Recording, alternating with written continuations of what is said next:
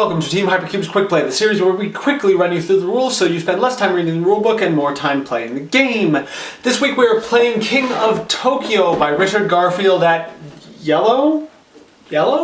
In King of Tokyo, you play one of several possible monsters, vying either to destroy the most property possible or to simply clobber all of your rivals. In the box, you'll get instructions, a board of Tokyo with Tokyo City and Tokyo Bay, a 66 card deck, 6 different monster boards and their stand-up counterparts, a bunch of tokens, and a bunch of energy cubes, and, most importantly, dice. To begin setup, place your Tokyo City board on the middle of the table. We'll only be playing with Tokyo City, but if you have more than 5 people, you'll also be playing with Tokyo Bay. Each player begins by choosing a monster and setting him up, and then grabbing the corresponding card, setting the victory points to 0 and the hit points to 10. The goal of the game is to get either 20 victory points or to reduce all of your opponent's hit points to 0. Deal out 3 cards face up in the center of the table. These 3 cards are available to purchase at the end of any turn. You get victory points either from occupying Tokyo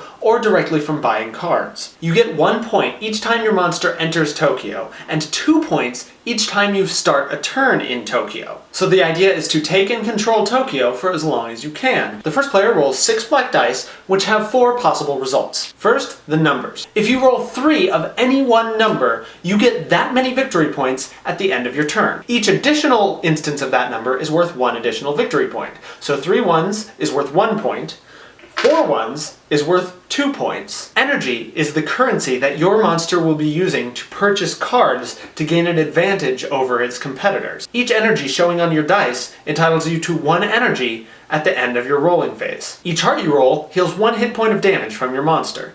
Note that your monster's hit points can never go above 10 unless you have a card that specifically says they can. And finally, attack. Each attack fist results in 1 point of damage dealt toward the monster either in Tokyo, if you're outside of it, or outside Tokyo, if you're the one occupying Tokyo at the moment. You may re-roll any number of your dice twice before you decide to keep the result. Resolve the dice, awarding yourself victory points, energy, hit points, or dealing damage to your opponents. After you've finished resolving the dice, you may have some energy. This currency is used to purchase cards. There are always 3 cards on the table at any one time that may be purchased at the end of your dice resolution phase. Energy rolls over, so you can save it up from turn to turn until you can afford that card that you really want. Put a number of energy cubes equal to the cost of the card back into the pool of energy. Put the card next to your character, and then replace that card. There must always be 3 cards on the table. You always have the opportunity to continue purchasing cards during this phase, even the one you just replaced. Now, if you don't like any of the cards available, or you want to make sure that none of your opponents get access to certain cards,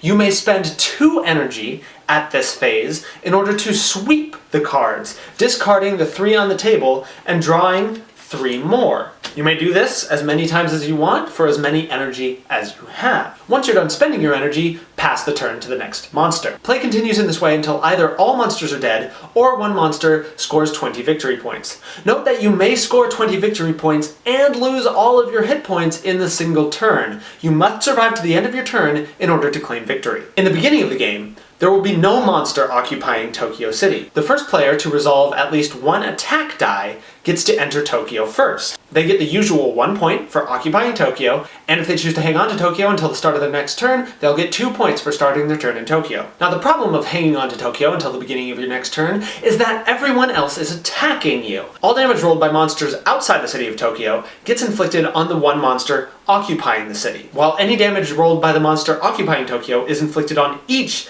of the monsters not in Tokyo. So when you're in Tokyo, you're getting beat up by every other monster, in addition to which hearts have no effect on you. You cannot use hearts to heal. You can still heal using any special card mechanics that you may have purchased for yourself, but you can't heal the normal way. When you take damage in Tokyo City, you have the choice of hanging onto it or yielding.